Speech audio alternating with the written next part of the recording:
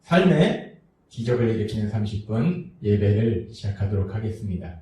하나님께서 오늘 우리에게 주신 말씀은 사도행전 3장 6절에서 10절까지 말씀입니다.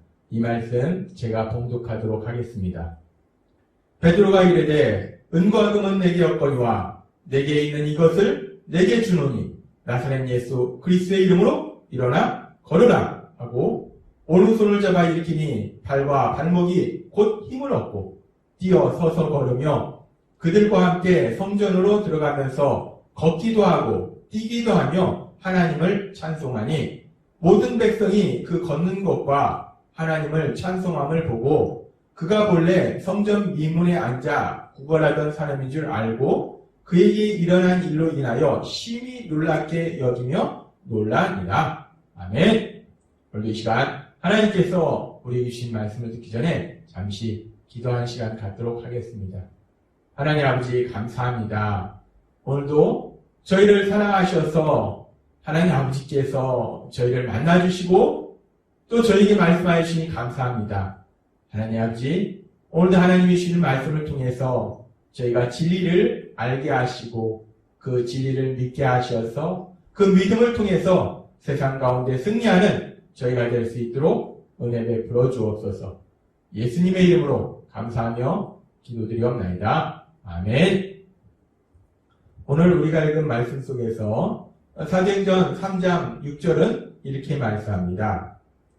베드로가 이르되 은과 금은 내게 없거니와 내게 있는 이것을 내게 주노니 나사렛 예수 그리스도의 이름으로 일어나 걸으라 하고 라고 말씀합니다. 베드로와 요한이 성전에 기도하러 올라갈 때 그 앞에 나면서부터 걷지 못하던 사람이 구걸함으로써 생계를 유지하고 있었어요. 그러면서 그 사람이 베드로와 요한에게 구걸할 때 베드로 사도가 지금 사도행전 3장 6절의 말씀처럼 은과 금은 내게 없거니와 너한테 줄 돈도 없고 음식도 없지만 내게 있는 이것, 내게 있는 예수 그리스도의 이름, 그 이름을 내게 주노니 예수 그리스도의 이름으로 일어나 걸으라 라고 담대하게 선포하니까, 명령하니까 나면서부터 40년이 넘는 세월 동안 걷지 못하던 이 사람이 깨끗이 치료되어서 걷고 뛰는 놀라운 기적이 일어납니다.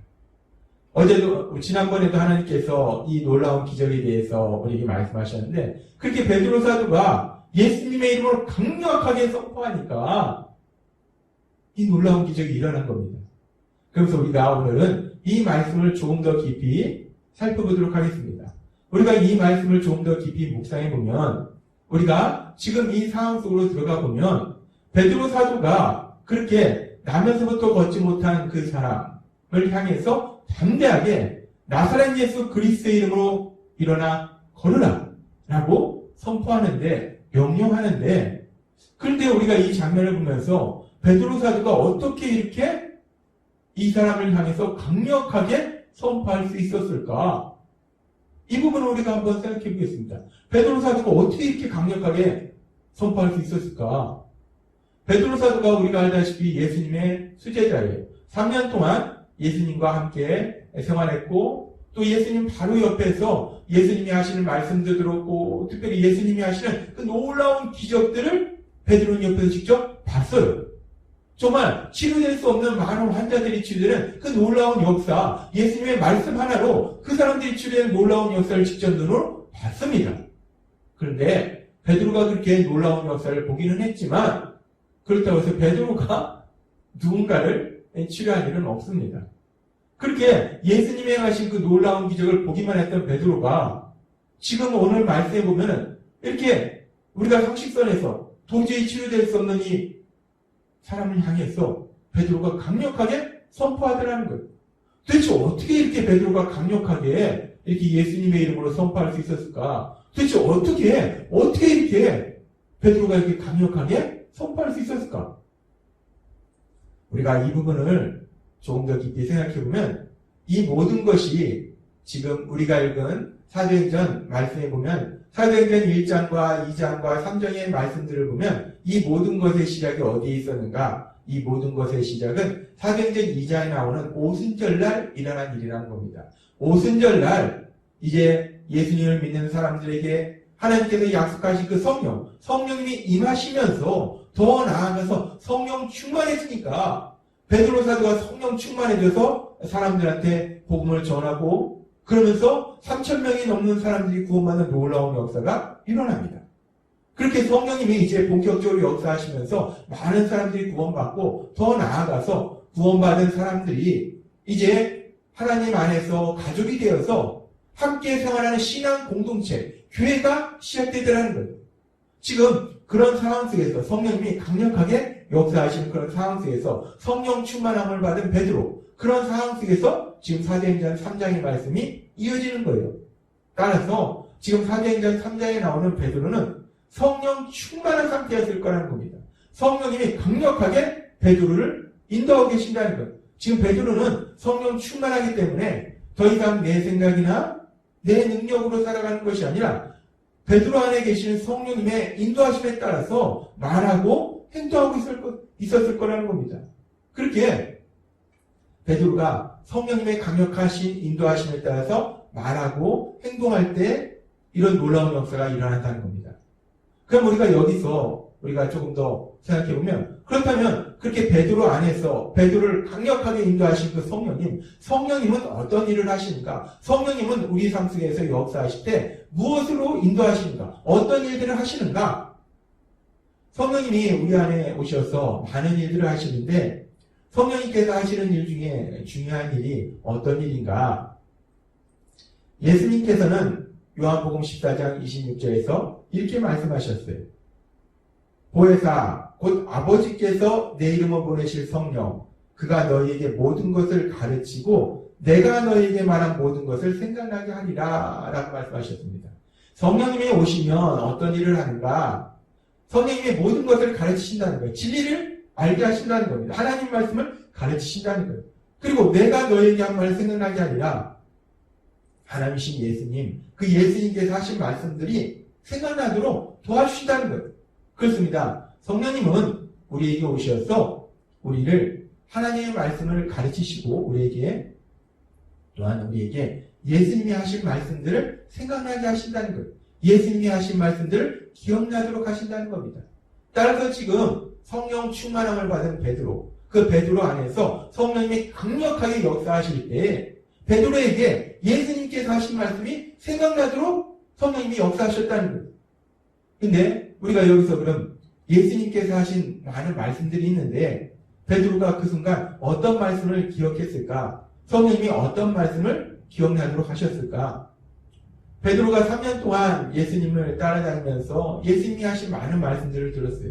모든 말씀들이 너무나 중요한데 그러면서 그 베드로에게 그러나 그 많은 말씀들 속에서 가장 큰 영향을 미친 가장 깊이 머리에 남은 말씀이 있었을 거예요. 그 말씀은 어떤 말씀이냐면 베드로에게 큰 슬픔을 주었던 예수님의 십자가 죽으심. 그 예수님의 십자가 죽으심 바로 전날 밤에 예수님께서 제자들의 발을 씻기시고 예수님께서 제자들에게 하신 말씀이 있습니다.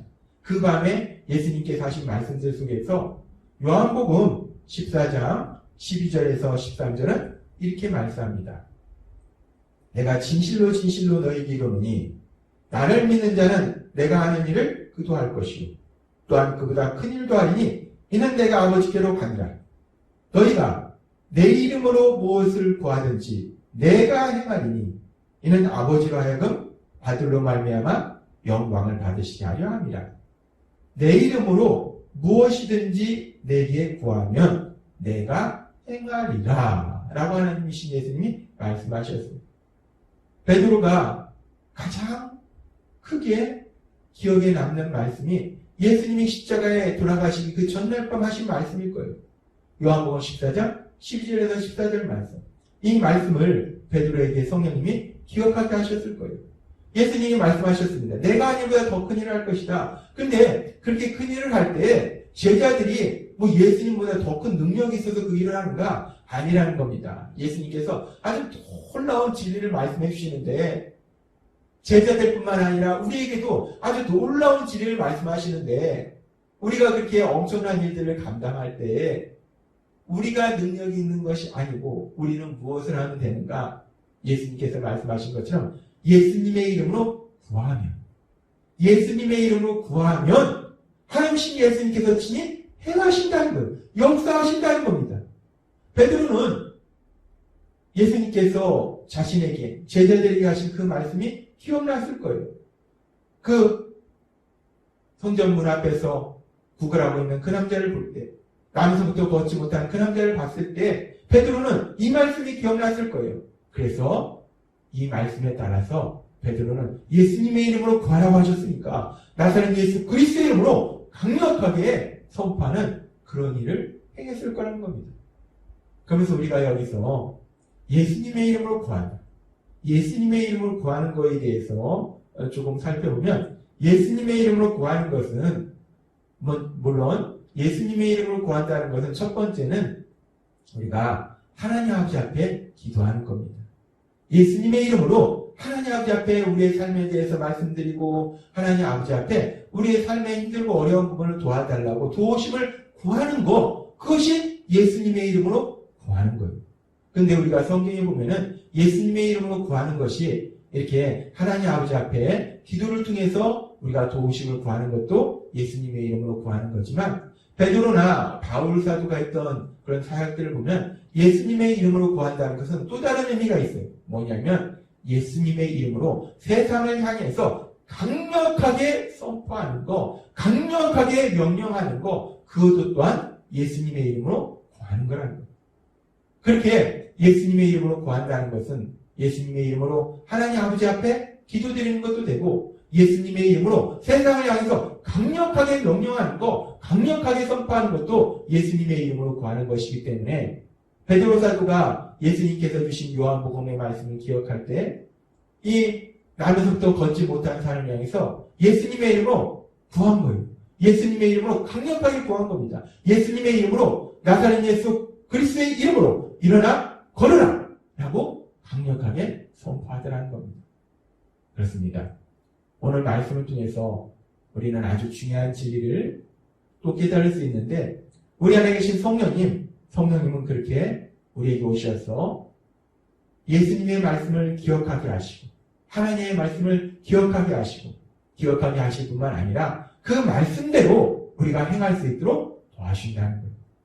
지금 베드로에게 임하셔서 베드로의 삶 속에 역사하신 그 성령님이 예수님을 믿는 우리들에게도 오셔서 우리와 함께하고 계심을 믿습니다.